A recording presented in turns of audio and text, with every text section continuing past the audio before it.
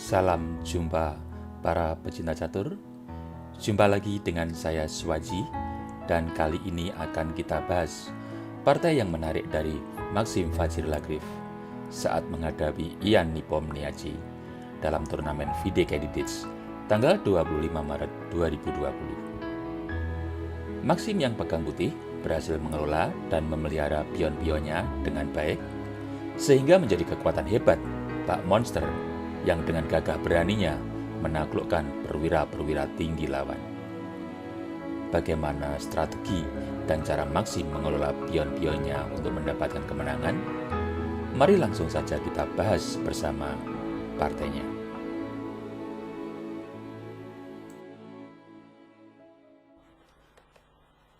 Maxim Fajr-Lagrif mengawali permainan dengan pion E4, dan Nepomniachtchi menjawab dengan pion E6. Sebuah pembukaan Prancis. Sebuah pembukaan yang dianggap beberapa Grandmaster agak pasif di tahap awal pembukaan, dan bahkan ada yang bilang membosankan. Namun bagi penggemar pembukaan ini, seperti Mikhail Botvinnik dan Aron Nisowitz, menilai pembukaan ini punya kekuatan dahsyat dan solid yang bisa dilancarkan dalam kesunyian dan perlahan-lahan untuk memberi counter attack kepada lawan guna merebut inisiatif. Dan permainan berlanjut dengan pion D4, pion D5, kuda C3, sebuah variasi winover. Jawaban textbook yang populer dari hitam di sini diantaranya gajah B4, yang merupakan lanjutan variasi winover. Kuda F6, yang disebut variasi klasik, dan pion pukul pion E4, yang dikenal dengan variasi Rubinstein. Dan kali ini hitam melangkah gajah B4, pion E5, pion C5, pion A3, gajah pukul kuda C3 skak, pion pukul gajah C3, kuda E7. Langkah pengembangan kuda yang logis, mengingat peta idealnya F6, sudah diincar pion putih. Dan putih melanjutkan dengan pion H4. Langkah yang cukup handal dari putih, dengan tujuan memperlemah sayap Raja Hitam, dan dasar pemikiran untuk mendorong pion ke E5 atau H6 pada saat yang tepat, dan memungkinkan benteng maju ke H3 untuk menggunakan peta G3 ataupun F3 untuk menekan pion-pion di baris ke-7. Menteri C7, pion H5, pion H6, benteng B1.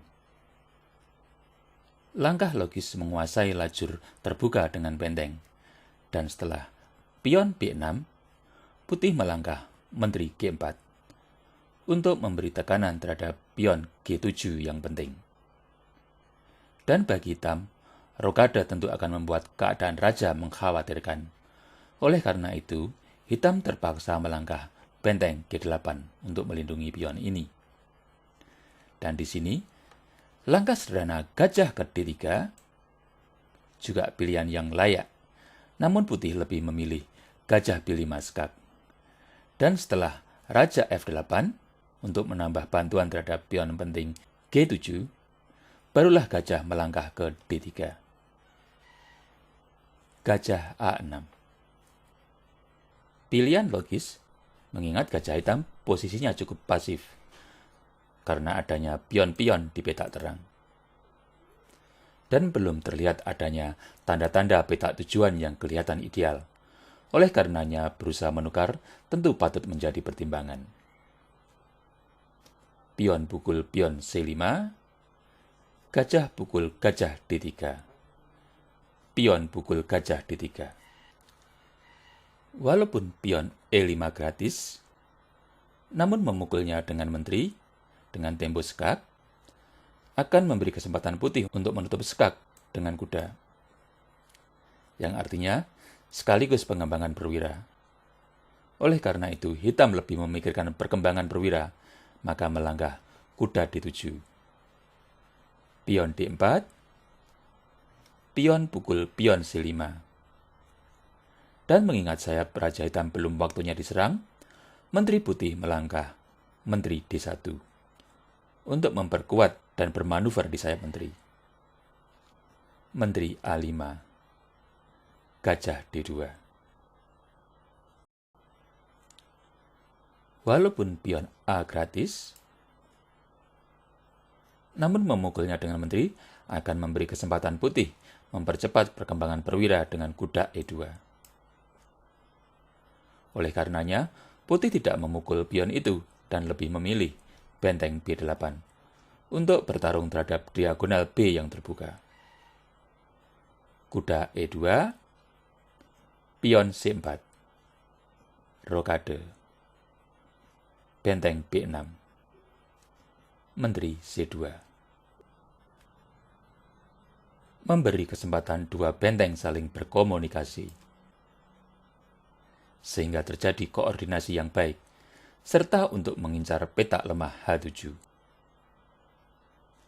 Dan hitam berusaha melindungi petak ini dengan benteng H8. Pion A4, Raja E8, benteng B4, kuda C6. Untuk menekan benteng B4. Namun di sisi lain, kuda ini juga meninggalkan perlindungannya terhadap petak penting F5. Oleh karenanya, Putih mengabaikan ancaman kuda dan lebih suka menggarap lajur F dengan langkah pion F4. Dan melihat adanya ancaman yang serius terhadap petak F5, kuda hitam tidak memukul benteng B4, namun balik ke E7 untuk melindungi petak penting F5 kembali. Benteng FB1, pion F5, benteng B5, Menteri A6, Gajah C1. Pion H5 tentu sudah terasa bagai duri dalam tenggorokan bagi hitam, dan menghilangkannya dengan pion G6 tentu bagus untuk dipertimbangkan, sebelum pion ini berubah menjadi monster yang membahayakan. Tapi dalam permainan aslinya, hitam melangkah Raja F7 untuk memberi jalan benteng H8 bergabung dalam pertempuran sayap Menteri. Gajah A3, sebuah penempatan gajah di tempat yang sangat ideal dengan sasaran utama kuda E7. Benteng HB8. Kalau kita lihat dua kuda hitam yang bersanding berduaan, tentunya tidak menempati petak yang aktif dan strategis. Namun kuda E7 masih punya peran yang lumayan untuk menjaga petak F5 dan G6. Tapi kuda satunya, yang di D7, bisa dikatakan tidak punya potensi yang diandalkan. Oleh karenanya, Putih memukul kuda hitam yang lebih bagus dengan gajah pukul kuda E7. Dengan tujuan sayap raja menjadi lebih lemah. Dan setelah raja pukul gajah E7, Putih mulai membongkar sayap raja dengan pion G4. Benteng pukul benteng B5. Pion pukul benteng B5. Benteng pukul pion B5. Pion pukul pion F5. Langkah sederhana yang bagus untuk merusak pertahanan sayap Raja Hitam. Benteng pukul benteng B1 skak. Menteri pukul benteng B1. Pion pukul pion F5. Dan di sini, Putih tidak memukul dengan menteri, namun ambil tindakan yang membuat kuda lebih aktif dan bisa memberi tekanan lebih baik dengan kuda G3. Yang tentu dengan target utama pion F5. Di sini, Putih bisa dibilang unggul dengan posisi kuda yang lebih strategis dan penguasaan ruang oleh pion yang lebih baik. Dan untuk menanggulangi pion lemah F5 dan pion putih yang berbahaya H5, langkah pion G6 tampak layak dipertimbangkan. Namun dalam komentarnya saat diwawancari Vide, Maxim mengatakan bila pion hitam ke G6, maka putih bisa menjawab pion pukul pion G6. Setelah menteri pukul pion G6, Raja F2. Dan di sini saya juga bagus, itulah komentarnya. Dan akan mempertimbangkan menteri ke B4 skak.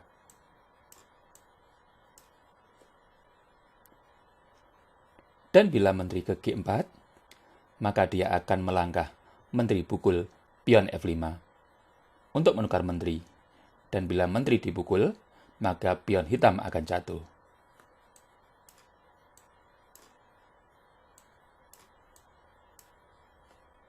Kembali. Dan pada permainan ini, hitam melangkah menteri B6. Mencoba menukar menteri untuk menuju babak akhir. Dan putih untuk sementara mengabaikan menterinya yang terancam dan lebih memilih langkah yang lebih kuat dan punya tekanan dengan kuda pukul pion F5 skak. Raja ke E6 tentu akan berakibat hilangnya pion G7. Dan bila raja ke F7, tentu akan memancing kuda meloncat ke D6. Memberi skak dan membatasi jelajah menteri hitam ke sayap raja, dan akan disusul dengan menteri ke G6. Yang tentunya akan membuat raja hitam sakit masuk angin. Untuk itulah hitam melangkah Raja F8. Dan setelah itu, menteri putih menghindar dari hadapan menteri hitam ke A1. Sebuah langkah yang bagus melirik peta A3 sebagai batu loncatan untuk mencapai peta E7. Dan juga untuk memberi tekanan pion bebas hitam A7. Menteri E6, kuda G3. Menghindar dari ancaman menteri, serta bersiap diri sebagai pelindung Raja Putih, dan juga pion H5. Menteri G4, Raja G2. Menteri pukul pion F4. Menteri pukul pion A7. Untuk menekan kuda hitam yang malang, yang tidak punya peta layak untuk melangkah. Oleh karenanya, Raja Hitam berusaha memberi pertolongan dengan Raja E7. Menteri A3 skak. Reposisi menteri ke tempat yang sangat ideal untuk menuju peta penting D6. Raja D8, Menteri D6. Kita lihat menteri putih menempati peta yang amat sangat ideal. Dan hingga di sini, hitam sudah bisa dibilang kalah dengan adanya ancaman terhadap pion D5 yang gratis. Dan potensi pion putih maju ke E6. Dan kalau sekedar untuk memperpanjang permainan, langkah menteri ke F8 layak dipertimbangkan. Namun dalam permainan ini hitam melangkah pion G5. Dan setelah putih memukul pion secara empasong ke G6, pion H5, pion G7, tentu kekuatan duo pion putih G7 dan E5 dengan dukungan menteri serta kuda dalam memberi tekanan hitam tentu tak bisa ditanggulangi oleh hitam. Oleh karenanya, hitam menyerah. Demikianlah para pecinta catur, video ulasan partai Maxim Vachier-Lagrave yang cantik saat menghadapi Ian Nipponiachi pada turnamen FIDE Candidates tanggal 25 Maret 2020, yang diwarnai dengan pengelolaan duo pion yang sangat super perkasa sehingga membuat lawan menyerah. Seperti biasa, saya berharap video ini bisa bermanfaat bagi para pecinta catur semuanya. Dan kita akan berjumpa lagi dalam video ulasan catur selanjutnya. Sampai jumpa.